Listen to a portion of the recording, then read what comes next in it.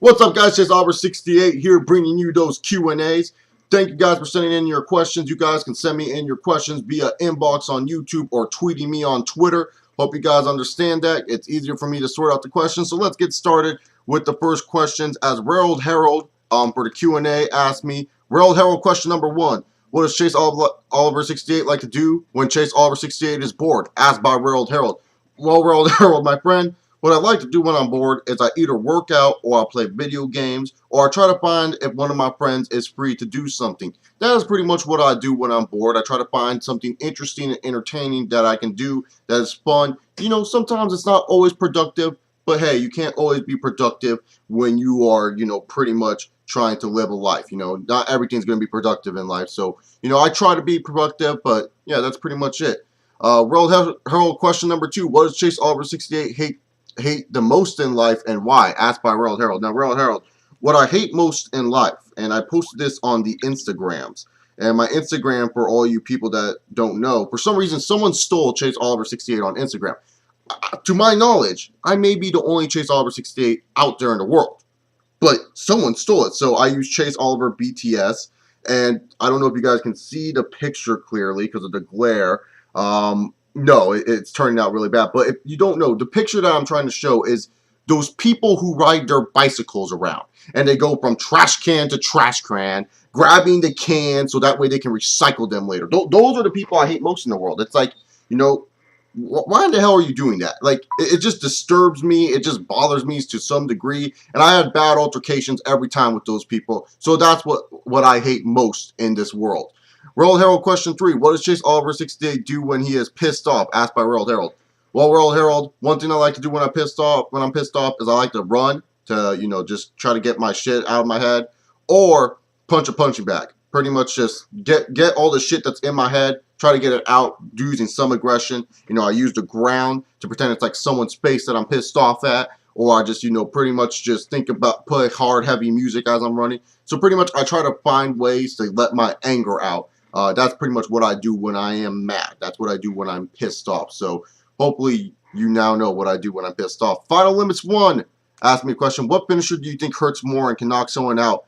The RKO or the stunner? I'll go with the RKO. I think the RKO could knock it out. Knock someone out if it lands right there. What are your thoughts on Saints Row 4? It seems like an interesting game from the gameplay footage that I've seen. I've been a fan of the Saints Row series. My favorite is Saints Row 2.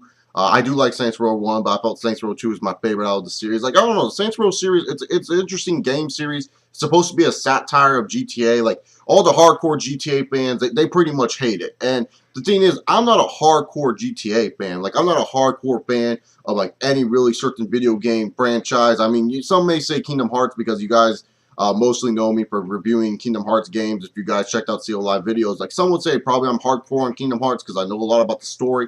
But I'm not really that hardcore into GTA, so I don't mind Saints Row. I think it's cool that there's more sandbox games out there, and I like how they take a different approach than what GTA does. GTA, it can be serious, but what I like about Saints Row, it knows how to be fun with its sandbox games, and that's what I like. It's kind of weird how they set up this Saints Row. I've been watching just playthroughs of it. Haven't really got my hands on it, so I can't really just say hands-on experience what I think about it because I haven't really played the game at all. I've just been watching videos, but from what I've seen, it seems like, how Saints Row is supposed to be. Fun, entertaining, different, wacky, zany. So you know what? I don't mind Saints Row 4. I don't mind the Saints Row series in general. Ever play any of the Def Jam series? Yes, Def Jam Vendetta and Def Jam Fight for New York. Is that the second one? I played those two. Those are the only 2 games of the Def Jam series that I played. I loved Def Jam Vendetta. I thought it was one of the most fun games I've ever played in my life. I still can't find it to this day, and it pisses me off because it's one of those games that I really want to go back to and play again, but I can't find it anywhere in this world. So I would love to go play Def Jam again if I can. Fight Night, Fight for New York, I mean, I don't know, it was kind of weird. It wasn't like the first one. It was just really boring. The fighting styles were totally different. It became more of a street fighting game. And then they made this stupid one called Def Jam Beats. And I played it. And it's so funny because, at the time, the whole point of this game was that, like, the music that is playing in the background, it will cause effects to happen into into the arena that you were in or the street fighting area you were in. So it would be funny because if you had an Xbox or PS3 at the time, you know, they made versions for those consoles. And what you could do in those consoles is store music onto there. So if you had a heavy metal song, because this game was made for rap music pretty much. But if you had a heavy metal song, it would blow up the whole arena. It was freaking hilarious. Try it out if you never had. But yeah, that's pretty much it. But the Def Jam games were pretty cool. Leon said, fuck you to me. Cool, Leon. I don't give a shit about you anymore. Cornello Ranello asked me, what is the most underrated game that you played on any system? Most underrated game that I personally like? I like Psychonauts. I don't think Psychonauts gets a lot of praise for the Xbox. I think it's for the Xbox. I'm not 100% sure. Psychonauts is one of those games that I think is, I mean, it got exposure when it first came out, but standing to test the time and how long that game's been out, no one really talks about it anymore. So I find that game underrated. I'm pretty sure it's for the Xbox. If not, I'm clearly just not thinking straight right now. But Psychonauts is definitely up there as one of my most underrated games. I don't know. I have to go through some old games. I say Need for Speed Most Wanted is pretty underrated. The 2007 version. No one really talks about that when it comes to racing games, but I think it has one of the best storylines out of any Need for Speed game. So those are my two personal games that I would say are underrated. If you, I could go more clearly, but like I said, I need to probably dive into more games and see what they're about. What move will hurt someone mostly if done in real life fight? A DDT or neck breaker? I would say a DDT if you're saying like in a real life fight. Because think about this, you get kicked in the gut with the DDT, and not only that, the DDT, you're going straight down on your skull with that. I mean, the neck breaker, yeah, it could hurt, and you could possibly break your neck, but really, to be honest, who's going to waste time to, like, turn, or, like, it's going to be so hard for that person to turn your head and then try to hit the neck breaker, but with the DDT, that's just straight to your face can get busted, your nose can get busted. I feel like a DDT would hurt more in a real life fight. Bud Light or Miller Lite, which one for you? I don't drink because I am only 20 years old. Remember, kids, I'm only 20. Ask that question when I turn 21 in January, and then I'll answer your question, buddy. So, yeah, I don't drink. Sorry if that... I know a lot of people think I'm older than what I am because I have a deep-ass voice and everything else, but I am only 20 years old, people. I'm a young spring chicken. So, sorry, I can't answer that question. Kind of legal reasons. Joao Papaka asked me, are you getting GTA 5 on a release day, and are you afraid that someone might try to mug you for it? Since that happens a lot to people when early games get released, or big games get released. No, I'm not afraid people are going to mug me for it, because pretty much the GameStop that I go to that's having the midnight release, like, no one knows about it. It's like in the worst possible area for a GameStop. And thankfully, they're going to be moving to a more convenient area for them. But the area it's in, this GameStop, it's literally like, wait, there's a GameStop in this area? It's like, it's right across from a high school. And the thing is, like, most people, when you're driving to the high school, they're not going to notice that there's a GameStop there or anything. Because the only place that gets big market value in that area is the Bonds. And that Bonds is even doing a bad job in that area because they live by a townhouse area. They're just in a bad area, so I'm not afraid of that. But if I was in another GameStop, then yeah, I would be afraid. Do you like chocolate milk?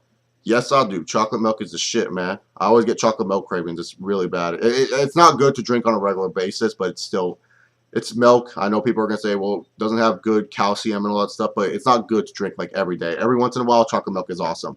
What are your 3 favorite fruits, and why are they your favorite fruits of yours? I like bananas. And the reason why I like bananas is because they're great potassium. I always feel better when I eat a banana after a nice long workout or run. Bananas, I feel like, go easy into fruit smoothies. And not only that, on your peanut butter sandwiches. Peanut butter and banana sandwiches, those shits are the bomb. And especially if you can handle it in your stomach.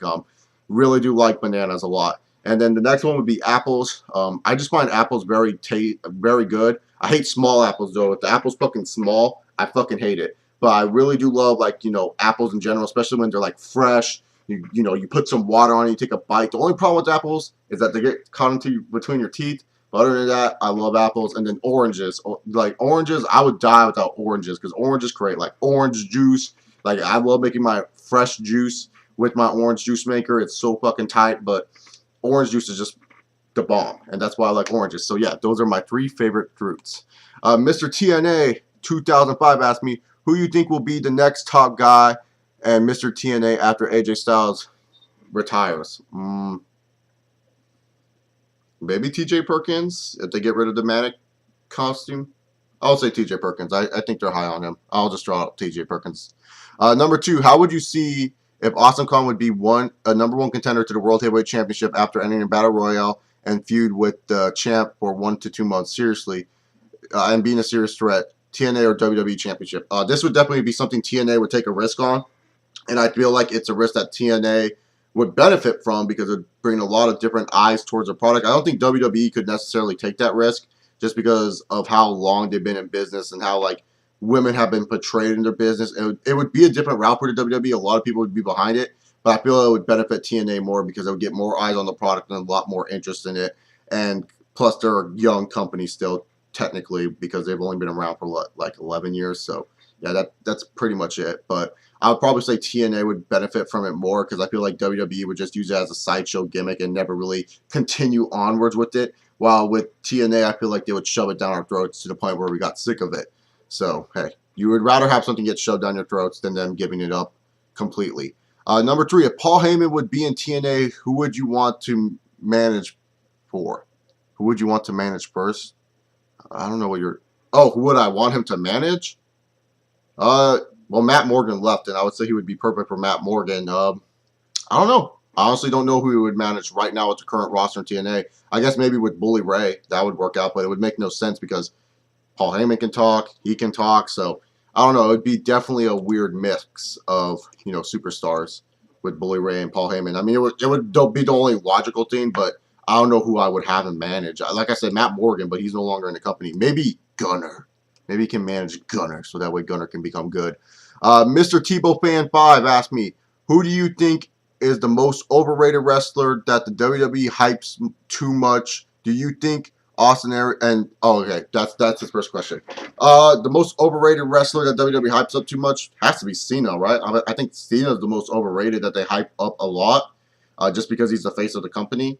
So yeah, I guess John Cena would have to be the number 1 most overrated wrestler. You could also go down the lines, and I know it's blasphemy, but you can also say Austin to some degree. Bret Hart during the 95, 96 era of WWE, you could say was one of the most overrated wrestlers that the WWE hyped up. So the term overrated gets really, really skewed. I always say some people are more overexposed than overrated. But the question that you should have been asking is who's the most overexposed, not really overrated. Overrated is like totally different. Overrated is like you're not really good at anything. You're not really good at telling a story. You're not good, like Cena. Like a lot of people, it's a debate between Cena if he's overrated or not. But overrated is more like, for example, I'm trying to throw out a guy who's pretty damn overrated when it comes down to work. I will just say, for example, Drew McIntyre. I feel Drew McIntyre is highly overrated by a lot of fans for many simple reasons. Like I understand, yeah, he's a solid technical wrestler, but I've seen times in matches where he'll do a simple arm flip, and the arm flip would look really twisted. It wouldn't look clean. He's not really polished in the ring. Not only that, his facial expressions are kind of boring when I watch his matches. I kind of want to fall asleep when I watch his matches. Yeah, he's a great young prospect. There's a lot going for him in the near future, but he's not someone that I feel is really polished in the ring yet. Someone that is not really pretty much, you get what I'm saying. He's just someone that's not ready for that big time push. His mic skills still need a lot of work underneath his belt for him to be really taken seriously in my eyes. But overexposed is what Cena was in this current generation, because we have to see his fucking face all the time. WWE's overexposing him. Stone Cold in the Attitude Era was pretty much overexposed, but thanks to guys like The Rock, Triple H, Chris Jericho, and other main players on the roster, it didn't really affect WWF at the time too much. But Bret Hart in 95, 96, that motherfucker was fucking overexposed, okay? He was overexposed all over the place, especially when you had to compete against, like the NWO when it was rising at the time. So you should have asked who is the most overexposed, not overrated, because two different terms means different things. Overrated is where someone, gets overrated to the point where their skills are not really as great as what people say they are, while overexposed is more like this person gets exposed to us so way too much than they're supposed to, if you get what I'm saying. And his second question is, do you think Austin Aries would fit the WWE?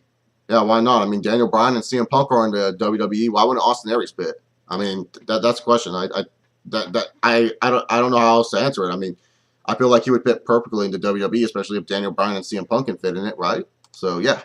And then the final question that comes from Ya Fonda. He asked me, who is my ECW top 6? Now, I know a lot of people don't know this about me, but I never watched ECW as a little kid. I've watched a lot of ECW tapes in the past, so I'm basing off of what I've seen from the ECW tapes. Like I said, I'm only 20 years old, people. Like, I didn't get into wrestling until 1999, but I have great extensive history of wrestling, and my knowledge of wrestling is very extensive just because I fell in love with the sport that I did so much history and research for it. Pretty much, what's it called? My top 6 ECW wrestlers. I would probably go with Sabu. I always really like watching Sabu. Raven, just because of his mic work and his gimmick. Mike Awesome. I really did like what Mike Awesome did in the ring. I feel like he was one of the best ECW superstars of all time. God, I'm trying to remember the name of this one guy.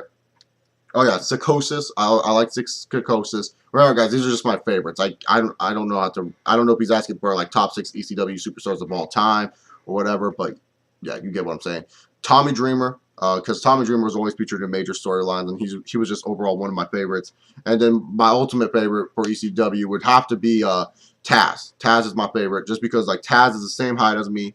He has like the same background with wrestling training and stuff. I always admired Taz. I thought he was one of the best suplexes I've ever seen in professional wrestling. Definitely Taz would have to be my #1 favorite ECW wrestler. Anyways, guys, that's it for the Q&A. Kind of rusty on answering the questions, but hopefully we can move on forward with the Q&As. Remember, you can send in your questions via inbox or tweeting me at Twitter, which my Twitter handle is at ChaseOliver68. Anyways, guys, I'm off of here. Hope you guys enjoy your weekend. I'm going to be doing a Chargers Trash Talk Circle. Got some more WWE videos coming out on Monday for the Raw review. Maybe do a topic video here or there. Who knows what's up with that. MMA. I got to discuss some MMA in a little while, but who knows? We'll wait and see. Football season's back, guys, so everything's a little bit more hectic than usual on this channel. All right, guys. See you all later. Remember to subscribe by clicking the little icon down below. Peace!